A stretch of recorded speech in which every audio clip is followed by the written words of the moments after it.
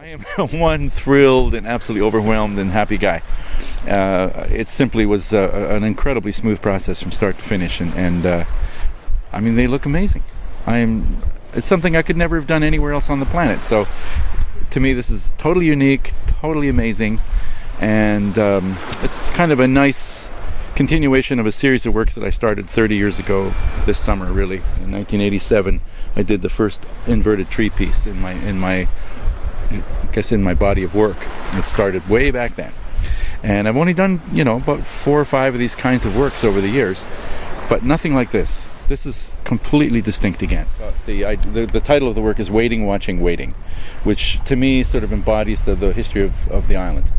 Someone's always waiting and watching for someone to return, or someone to go out, or someone to hopefully come back after a long journey, whether it's going out to sea, going out to ice, going into the lumber, sealing whatever, or going off to the mainland, and someone's always waiting. And we're waiting for the capelin to roll in, we're waiting for the whales to come, all of the things that people do on the island is wait and patiently work with what's available. So it has a little bit to do with that.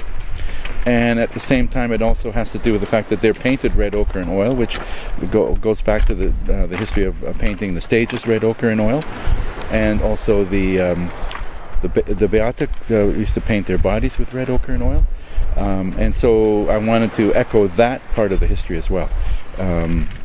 There's that. There's also the level of the fact that the navies of England, Portugal, and Spain came over to the East Coast and basically took the East Coast back in large logging booms, dragging them across the North Atlantic to build their navies.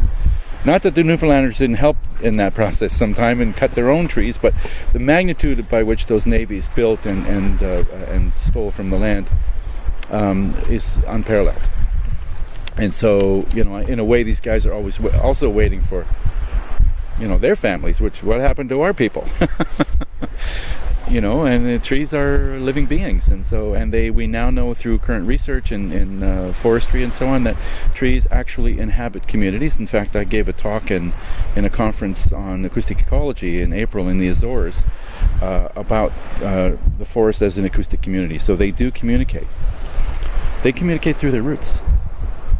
And so I've taken the roots and put them up top like antenna.